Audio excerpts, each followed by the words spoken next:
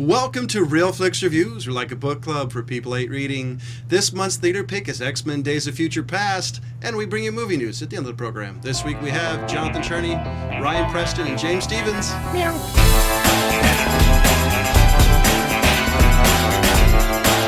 Who was the description of this show? Of the show? I thought you just did the description of the show. Okay, the movie. Oh, okay. Let's do that one. I have that. Okay. The X-Men send Wolverine to the past in a desperate effort to change history and prevent an event that results in doom for both humans and mutants. I didn't know, was it Kitty Pryde who did that? I didn't know she had that power. Wait, what are you talking about? The X-lady, the X-Men lady who sent his mind back. That wasn't Kitty Pryde. Who was it? Yeah, it was. That wasn't. That was another chick. No, I thought it was Kitty Pryde. Yeah, that was Kitty Pryde. No. Yeah. It absolutely was. Really? Yeah. Been the same chick in like 3 movies. At least 2. Yeah. Okay. Because I didn't know how she had the power, and apparently originally in the comic book it was her that went back in time. But I love the justification for it, saying, you know, you're the only person who'd be able to survive. I thought it was a good little thing for showing how Wolverine had his mind shattered and why he kept on forgetting crap. I thought it was a good little addition to that. Yeah. Oh, yeah. Because, I mean, Wolverine always had issues with his mind. That's why he was always hanging out with the Professor. You mean it wasn't that adamantium bullet that went through his head in the X-Men Origins? Well, that too. That didn't help anything. My favorite part of this movie, though, is kind of the subtleties they had on it. Like, they showed Stryker. They had the combination of with Kennedy. I kind of love the background and that they added the histories and bits. You kind of threw 2 things in there: Stryker and then Magneto being the one who killed JFK. Well, no, because didn't technically kill JFK. Well, no, but that's the subtleties of it, because that's part of that explains the history. Yeah. The show and the Stryker being the history of the X-Men, even to the stadium he destroyed later on in the movie, which was no longer around, but was around then. Yeah. So I thought that was pretty amazing. I really liked it. Yeah, there's a lot of little things in there. I thought this one had a better cast than most of the movies. I think they had a better cast than all of them. Like Peter Dinklage. Oh, man, I do love that guy, little Tyrion. And I have to say he did a really good acting job not acting like Tyrion. You know what I'm saying, Ryan? Yeah, well, no, it takes a lot for somebody like that. I mean, oh, goodness, I mean, especially when you're so attached to how somebody looks, you know, and especially somebody like Peter Dinklage. I mean, he's unbelievably recognizable. And for me to forget that he was Tyrion Lannister from Game of Thrones and put myself in his character in this one was really good. Another one I want to throw out is Evan Peters. I don't know if you guys know who he is. If you watch American Horror Story, he's one of the actors from there, a fantastic actor, and he played Peter/Quicksilver. Oh yeah, and he did an amazing job in that role too. I think it was a perfect fit for Quicksilver. It was Quicksilver scene in the kitchen was the Nightcrawler moment of this movie. Exactly, that's exactly what I was going to say. Did you get the subtle hint about how about his mom's knowing Magneto? Well, anybody who knows the story knows that Magneto is his dad. So, but if you actually take a look, they're maybe 10 years apart in the story. Yeah, that's an interesting thing was that, but I don't think it was 10 years. I think it was in his 30s. So yeah, 20. He was 20 when he had sex with her. I was going to say the Peter Dinklage though. I read an interview with him, and his comment, one of his descriptions for his character was he's not a mutant, but because of his size, that he kind of felt separated, you know, kind of the... I could see that. I was actually really impressed like that. That's how he played his character. That is how he played the character. That's the feel I got it from it. I was going to mention back to what Ryan said is, yes, that was the Nightcrawler scene from X-Men 2 with Quicksilver. And it was done so impeccably well. That was the moment of this movie. So impeccably well. I did read the Pentagon scene in the kitchen. That was mostly practical effects. That's awesome. With like the rain and some other stuff being CG, and I read that they filmed that scene at close up at a really high rate of speed. That's awesome. Which was pretty impressive. I read, I think it was 3,600 frames a second or something ridiculous like that. Wow. That's awesome. But yeah, I thought it was a really well done scene and just amazing. That stole the movie for me. I was laughing so hard. Yeah, so hard. it was brilliant. The little subtleties of the things you can do when everything's moving really, and your brain's kind of trying to figure out like, okay, now what's this going to do when it speeds up? You know, when he's like crossing the dude's arms and when he touches the guy's cheek. Yeah. I played too many video games not to get that instantly. Oh, yeah, I was, agreed. however, hoping for a comment about his sister. I was hoping for, like, my sister's kind of a bitch, or something like that. His sister being Scarlet Witch, for everybody who doesn't know. Which I was disappointed she wasn't in this movie. I was kind of hoping. I do have to do a little nitpicking here because I was researching some of the characters, and normally Bobby Drake, Iceman, he sheathes his whole body, at least originally, and he can turn his whole. He can apparently in the reading later on in the canon, he can shatter, but he can also completely reassemble himself. Okay, I didn't know that. Yeah, so I was reading that. So that was one so thing. Since they ripped his head off, he's okay. Yeah, and it was like, he'll be all right. It's a solid piece of ice. I mean, and it should have started dripping right away, shouldn't it? Possibly, yeah. What's your nitpick on this then? Yeah, it's because they didn't show him because technically reassembling himself. Yeah, because he couldn't die. If you broke him apart, he could have reassembled himself. Well, he can reassemble himself if he was in sort of that frozen solid state, but not when you're being blasted apart by fire. Well, his whole body was frozen at that point, so he should have been able to reassemble him once he was knocked apart. No, the whole frozen trick's like another thing. Like in the beginning when he sort of like made the frozen part of himself, and that's what the Sentinel crushed. Yeah, that was him doing that. I still think he should be able to, according to everything I read on the Marvel wiki, he should have been able to live through that. I don't think you should be reading the Marvel wiki and then picking apart the character. Well, I knew that before. I actually knew that before. I knew that before, but I needed to. It's been a while since I've read any of the X-Men comic books. This movie was good, but I have to find something wrong with it. I'm just I got to prove that bastard at the Wing Commander Forum. I got to say. I have something to say against it. I am sick of Halle Berry playing Aurora Monroe. Thankfully, they cut. Storm was not a midget, and I don't like her character. I don't like the way Halle Berry plays it. Well, for one, Storm was like 6 feet something. Yeah, Halle Berry's like 4'8", 5'5", maybe. Christ. But no, I really don't like the way she plays the character. She plays it too stiff, way too stiff. And then she tries to be goofy, and it's like, shut up. And the best part is because she was pregnant when they filmed this, they actually cut her part way back. Yeah, I guess she's not in. I guess she had a larger part of the story. They shanked her pretty fast. Oh, jeez. Yeah. She didn't have many parts. I mean, she had a couple of moments. That was pretty much a cameo. And it was the same thing with Annie Paquin's Rogue. That was the one I was really surprised. Yeah. I thought that would be more in the story. Yeah, I thought that one too, and then also bringing back Jean Grey. Yeah. Well, I love the explanation of that. Yeah, that was okay. And it's totally an X-Men thing. The other people I didn't know is I've never heard of Blink, Sunspot, Warpath, Inc. or Inc. The interesting thing is apparently Inc. doesn't have any mutant powers. It's because it was tattoo artist. Well, I knew about Warpath. I didn't know about any of them, which surprised me. I knew about what's his Sunspot, Warpath. Yeah, I didn't know about those, actually. Okay, well, I did know about Warpath. I didn't know about what was the other one you were saying? Sunspot or Blink. The other thing that was kind of an idiotic moment for me is I didn't realize the M above Bishop's was it left eye actually stood for mutant. Really? Yeah, apparently in his time, in his time framers era, that was how they marked mutants, was with the M. I didn't realize that until I started doing research into his character. Didn't they have something about that in the 90s X-Men? It's been a long time since I've watched that, though. I don't remember. It's been a long time since I've seen it, too. Probably 10 years. But anyway, I really enjoyed it. I thought there was a lot of... I thought this was a good... restart, basically. It's a restart to the series since they did First Class, so I liked the way they did it. And I think this was the perfect handoff, giving homage to the original X-Men theatrical cast, with Patrick Stewart and Ian McGregor? The guy who played Magneto. My mind is failing me at the moment. I love Really, Ian McKellen. Yes, McKellen, thank you.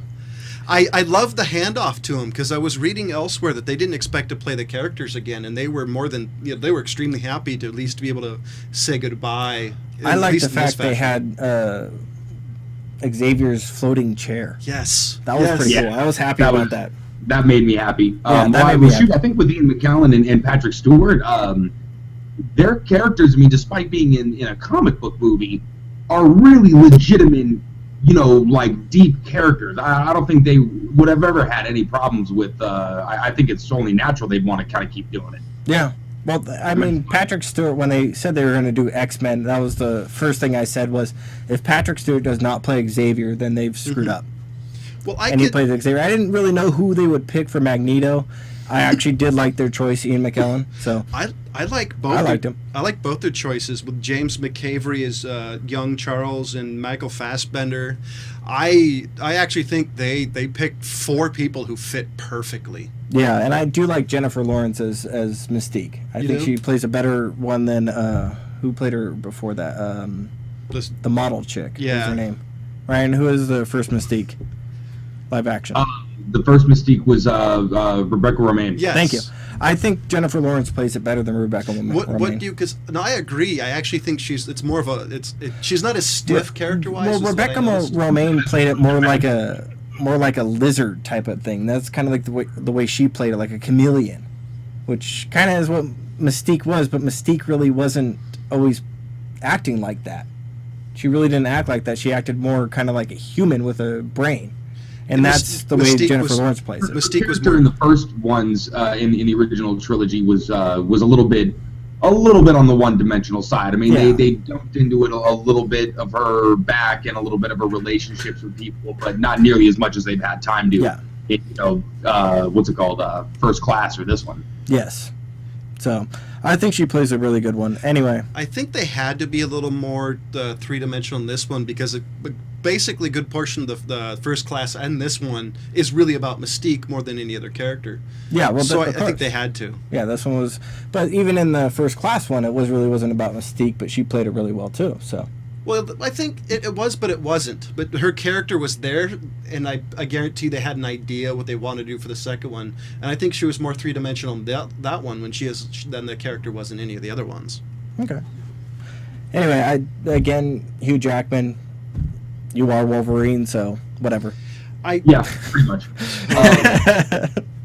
I don't know if I had mentioned this, but I had heard somewhere, and this could just be rumor mill, and it probably is with Hollywood, that Hugh Jackman, being such a fan of playing Wolverine, wants to, obviously he's going to get older. I heard, I'm sorry if I actually brought this up on this thing before, that they might do the old man Wolverine. You brought that up last week, and I'm excited. I'm actually, I want to buy the comic for that because I want to see the Hulklings. Yeah. You guys did talk about this last week. Yeah. Okay, well, screw that then. Getting back to this movie, I like this movie a lot. I thought it was freaking brilliant. It being a time travel story, you'd expect there to be some little wishy-washy moments. I thought it tracked really well. I had no problem following sort of what was being changed and what was kind of going on in the little back and forth they had. The acting in it was I don't know, it had much more room for a lot of really good acting with how dark the story was. And I think it helps that this one was. I think this helps as this one is actually based on a comic, not something they kind of drew out a hat like all the other ones. Well, yeah, I mean, the other stuff was picked from canon, but it was sort of. But this is a self-contained story, though. I mean, this isn't the beginning here, the beginning there. That they throw it around. This one's an all-encompassing story. Right, and they took their time to really tie everything in and give the homage to the old ones and sort of pick what they wanted to I don't know. It's a classic Marvel ending to me. It's a classic Stan Lee. Kind of everything sort of comes back to normal. You can do all this crazy shit in the past, for whatever, and then everything kind of is as it should be. You know what I mean? At the end. I do have a question. Was there a Stan Lee cameo? Because I totally didn't see him in this one. I didn't either. I didn't see him in the credits. I don't think so. Okay, this may sound bad, but I'm gonna tired of seeing Stan Lee in every Marvel movie. He usually does it in Might Spider-Man. be tired of seeing Stan Lee in every movie. He's usually only does it in Spider-Man and the Fantastic Four. I haven't seen. He's in the every Avengers. movie. And the Avengers, yeah. He's in those, yeah. And So- Iron Man's. And the Iron Mans. I All of them? Think Yeah. they're- Okay. I am must curious- have missed him in one of them. I'm trying to think which one. curious what you The guys whole- thought about the way they did with Xavier walking. I thought that was a really good thing because they actually have that in the lore of when, you know, like he said, when this grows, these go away type thing. When he said that, that's actually what happened when they did the what was that island they went to? Savage Land? Yeah, the Savage Lands, because that's the same thing that happened there. Because I was reading up on this, and there's been a couple other times that he was able to walk in the canon, and I was trying to find the one about the Savage Land, but I didn't have time. Okay. Yeah, but I remember in the Savage Lands he didn't really have his Abilities. Yeah. I think it was because of Mr. Sinister, if I remember correctly. Yeah. But But- anyways, yeah, he was suppressing powers. Like I even don't- Magneto didn't have his powers. Yeah. So, I was also liked how they pulled off Beast. I Yeah. liked. I was actually pretty impressed about that. Yeah, I like the Hank McCoy way they did that. And it wasn't as annoying as they played it off in the third X-Men movie.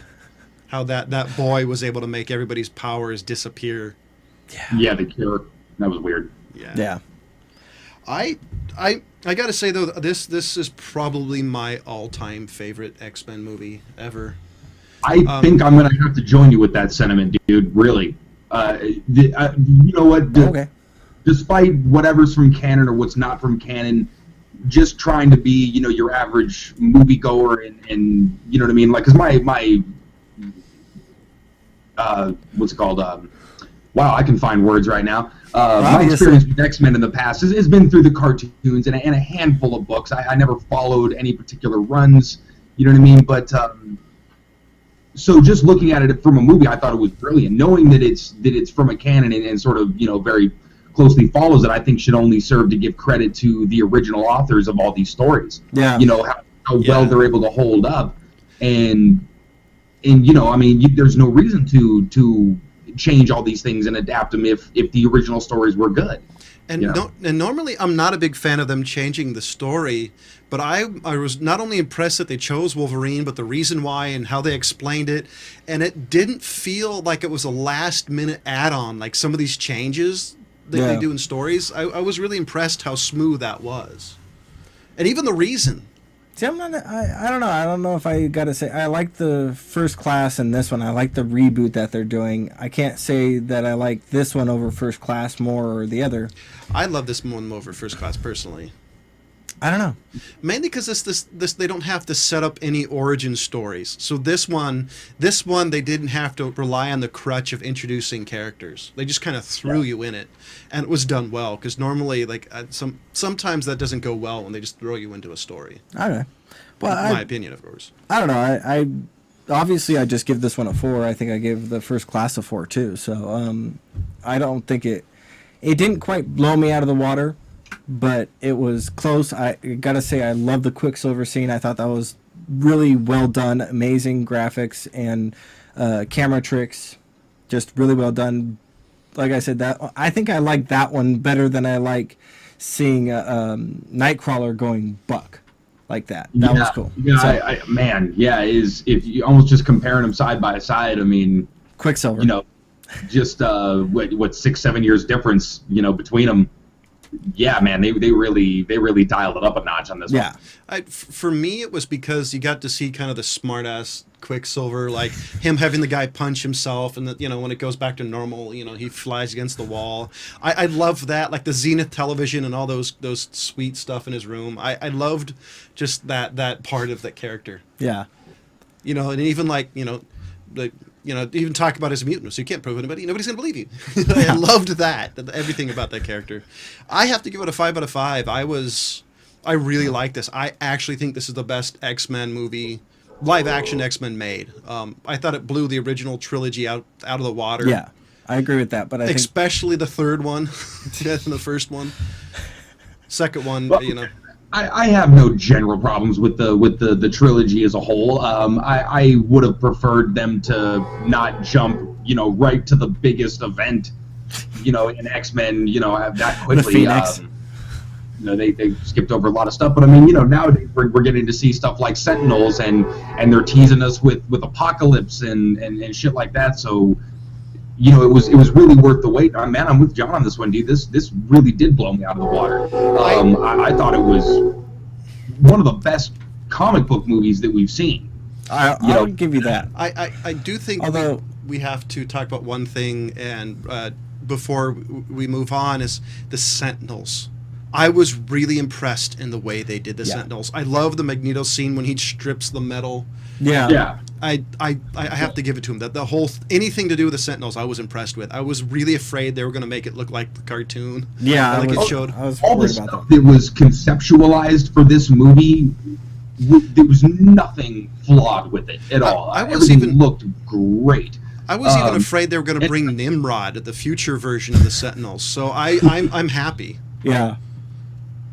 Yeah, I would say I'm happy with that too. So the Sentinels were really well done. Like you said, I was glad that they didn't quite push it to kind of like cartoony-ish style, but they did a good job with it too. I do want to say I want a It had plastic those six moments shooter. in it that made you want to see the next set of 3 movies. You know what I mean? Yeah. In the first one, to me, it was I think Wolverine, going all berserker mode on everybody. I'm like, oh shit, I'm in for whatever they make now. Yeah. And this one just really reaffirmed my faith in the trilogy for this, or in the series. I want to ask, what was your really favorite funny scene? Because the other one had involved Wolverine walking through the metal detector like he was going to be pissed. I didn't even say like, oh, well, Lisa doesn't have to worry about the metal detector anymore. That's what I was thinking. There it was. The scene I didn't think about that until that happened, and I was laughing, and my girlfriend was looking at me. What's so funny? It's like, he didn't set it off. And it's like, oh, sorry. It's funny as hell to me.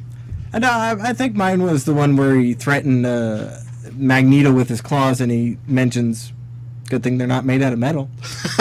So that to me was... He's like, well, imagine if they were metal. Yeah, imagine if they were metal. But yeah, that one to me was where I laughed. And then the metal detector scene, I thought, okay, yeah, you're proving the point. Yeah, they're not metal. Before we move on, I do want to say something. I got to say something to Hugh Jackman. So This should be interesting. So all I got to say is, really, Hugh Jackman, you are Wolverine. I've said it before. I'll say it again. A 6-foot Wolverine. Now, you're not allowed to do anything else. Well, no, I disagree with that. I mean, I really enjoyed The Prestige. He is a man I like crush. Les Miserables. Real Steel, I thought was a really good reboot of that story. Australia was just really... Wait, I don't think Real Steel was an actual story before. It was kind of a knockoff of an old Sylvester Stallone. Anyways, Okay. but what I was going to say is, you are Wolverine, and a Wolverine movie does not get made without you now. So Except he's going to retire at some point. you have to treat these producers, scriptwriters, like they're babies. And what is the first word a baby gets to hear is no. So really, if they come up with something along the lines of Wolverine Origins, or what was the other one? On the positive side, even he was disappointed at the way that movie came out. Even the X-Men Last Stand, things like that. You got to look at them, and after you read the script, and say, no. I don't think you have the control. I don't think he does. So if somebody out there who knows Hugh Jackman, who actually saw this, he's and maybe flirting with somebody like Hugh that, Jackman remotely. tell him to tell these idiots no. Have the control, have the balls to say no. I actually don't. I don't think he has that much control. I think he has a little bit of stroke because everybody likes Hugh Jackman, but I don't think he can really. But if somebody comes up to him and gives him the script and says, "Hey, read this thing," and he reads it, and then he looks at it and goes, "Really?" And he has to do it? I don't think so. Go cast somebody else. He's an actor. That's So right. go cast somebody else. Nobody's going to go trying to see the piece of crap without Hugh Jackman. I would never underestimate the power of fanboys. They'll see it because it's an X-Men movie. Like I would. I'd be pissed. Yeah, exactly. Anyways, so that's all I got to say is that Hugh Jackman, learn the word no. Look, I agree with you in as much as, yeah, I mean, you got a little bit of pull. I mean, let's do our best to make sure it's not a piece of shit. But there's so many different facets of everything. I mean, he can control maybe one or two more than just himself and give his creative opinion. But at the end of the day, what starts out as the greatest script in the world could theoretically get whittled down to something, you know what I mean, in editing, post-production. I get that. That turns out to be something that they didn't intend. There's many things that go into it. It's Origins was going to be a badass movie, and it just turned out to be crap. But I think the direction they've gone in lately with First Class and this one, I don't think we have anything to fear from these movies being anything but just a damn good time. I honestly think that the worst thing the X-Men movie franchise has, you have fans like us who will be nitpicky about the way they do things, because there are a few other things that I could honestly nitpick, but I enjoyed the movie too much to be a complete jerk about it. Yeah. Besides the annoyance of Bobby Drake, who was one of my favorite characters. And look, the reason we nitpick is because we love this shit so much. Yeah. I mean, my nitpicking about Bobby Drake or Iceman, I actually like the character, so it was always one like, but you're not really, but yeah, I like those characters too. Whatever. So, ladies and gentlemen, I want to remind you that we do have a Facebook page. Tell us how much we suck or how much I suck for picking Wing Commander. I dare you. Yeah, tell me how awesome X-Men Origins was, Wolverine Origins. Matter of fact, I dare you. So just, is there a theme you want us to do or a movie you particularly want to see us to review? Let us know. Matter of fact, in honor of the old guy not being here, hit the donate button on the Old Guy Tech TV website. Come on, buy us some movie passes, please. And next is movie news. So who has movie news? You. I don't have movie news. You don't have movie news? Oh my gosh. Well, actually, there is something we talked about earlier. Is the next one is supposed to be X-Men Apocalypse. If you actually stayed through the trailers, which I didn't, they kind of showed it a little bit. It's supposed to take place in the 80s, and I'm not a giant fan of the Apocalypse storyline, but I hope they have Cable, because he's always involved in that story. I'm a huge fan of anything that has to do with, the new gods, the gods of the Marvel universe or the DC universe. All I want to see is something with Darkseid or Apocalypse, or you know what I mean. I think that's the logical sort of next step. I mean, they keep ramping this shit up. I want to see Darkseid and X-Men. What's that? I want to see Darkseid and X-Men. Well, that wouldn't happen, but... Well, I know. I still would love to see it. I know, but I just like to see Darkseid in general. I mean, we're still kind of living out a lot of fantasies when it comes to these things. Oh, I'd love to see this live action. Oh, I'd love to see this live action. You know what I mean? From when we were kids, our brains are still kind of going on like, oh, I've only ever seen this in cartoon form or in comic books. It'd be awesome to see these things, and I think we're still going through the list. Yeah. Oh, totally. Well, there are some things I really want to see a good Teenage Mutant Ninja Turtles. I haven't seen that new one that's coming out. I still really, really, really, really, really want to see Sorcerer Supreme, Doctor Strange. I want to see that. I think is the Gen 3 of the Gen. Yeah, that's supposed to be coming Wave out. 3 of the Marvel. So they've hit pretty much quite a bit of what I want to see. I don't want to see Rambo Last Stand, though. Oh, Rambo 5. He's going against a Mexican cartel. Again. Wait. Again. I'm really confused on something. Why the fuck do you not want to see that movie? Because how do you not like Rambo? The last Rambo, what did I say when they said that they were coming out? I said he's going to have to have a sword. He did have a sword. And he did have a sword, which I give it credit to Sylvester Stallone because he actually made it by hand. He made it. So obviously he's going to have a claymore this time. Yeah, or a katana or something. It's going to have to be like the one. It'll have to be like Guts' sword. The dude is so jacked from all the juice he's on. The Berserk sword, yeah. Like the Highlander sword out there or something. And I'm just like, where are we going? Sylvester Stallone's coming out of retirement for it. Next thing you know, supposedly retirement. Next Expendables 4. And next thing you know, Rocky 25. I know. It'll be Rocky Balboa versus the Grim Reaper. Oh, I'd love to see his son start amateur boxing, and he goes and he's his coach. Rocky turns into Mickey. He dies halfway through the movie. I thought it was funny, like the character, not the that was person. the total like old Simpsons joke from the '90s. It was like Bart, like Rocky 2 plus Rocky 5 equals Rocky 7, Adrian's Revenge. Right? And that's what we've all wanted to see since the mid-90s. Yeah, since they made that joke. So I know James had kind of an announcement how we're going to change things up a little bit on Real Flix reviews and... Okay, yeah, toss me on the fire. Anyway, yeah, we've been discussing since the make of this show that we wanted to include series and actually television series. And that's what we're going to be doing. So every week we're going to be watching 1 or 2 episodes. I think we're only going to be doing one with the one that we've chosen. Next week we'll announce which one. Yeah, and so that's what we're going to be doing is we're going to be doing 1 or 2 shows. At the end of each episode, we will announce which episode we're watching and what show. Mm-hmm. And by the time we're actually done, should be around, 8 to 12 weeks? Something like that, depending around on there. The show. Because we'll be doing doubling up if the show that we've chosen has quite a bit of episodes per season, and we'll do end of season reviews. Mm-hmm. And we'll just kind of give our favorite opinions, the things that really stood out, the favorite episode, favorite clip of our episode. The character you really wish somebody would slit their throat, that stuff like that. Yeah. Fun stuff. The fun things. So prepare for that. We kind of wanted to give you just something to look forward to on Real Flix Reviews, all 3 of you. And next week we're doing movies that should be 5 out of 5. Is that what we decided it was called? Movies that the host believes deserves a 5, just so the audience can finally get an idea of what we think is a movie that deserves a 5. Because we don't really give many 5s. We've given 10 per person. Yeah, well, we pick a lot of sort of fun movies, or hey, haven't seen this in a while, or check this out. This came. Or across I know you guys haven't seen this, but you should be tortured. Yeah. Sure. Yeah, there's a lot of that. There's John, Ryan. I think. Don't worry. You'll pick a movie, and then we'll just harass the hell out of you for it. Basically.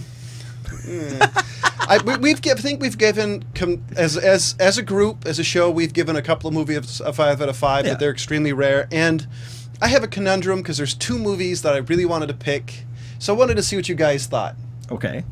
One was The Last Samurai, and the other one is one of my all-time favorite movies, Eastern Promises. And I'm leaning towards Eastern Promises because it's by Promises? Eastern Promises. Okay. It's with It's by David Cronenberg, and it's it's the guy who played Aragorn, Viggo Mortensen. I'm leaning towards Eastern Promises. One, I haven't seen it in a while. It's a brilliant movie, and I watch Last Samurai once every 4 months. Really? Holy Once shit! every 4 months? Somebody has a crush on the little guy. Yeah, on the midget. He's so hot. So, ladies and gentlemen, looks like I'm picking. Pissed. I'm pissed. Apparently, I've had too much caffeine. I'm picking Eastern Promises. It's an amazing movie, and it's one I really do think should be a 5 out of 5. Tell us if we're wrong next week, because this is going to be the month where you can tell us how full of shit we are, and you'll get mocked on air for it. Yep, you will. Bring it on. I look forward to it. So, Ever the shit disturber. Right? Ladies and gentlemen, I gave the movie X-Men Days of Future Past a 5. James gave it a 4. Ryan gave it a 5, and if I can ever get the old guy to watch it, we'll tell you what he thinks. He'll probably be with me on it. Probably. Or he's old and crotchety. Give it a 2 then. And next... I apologize for my absence last week, but in case anybody's wondering, I would have given Kelly's Heroes a 4 for damn sure. Oh, that's good to know. Yeah, that's where I was. We didn't have to travel to LA and beat you over the head. So, ladies and gentlemen, next week is Eastern Promises with Viggo Mortensen. And as always, we'll see you next week. Goodbye.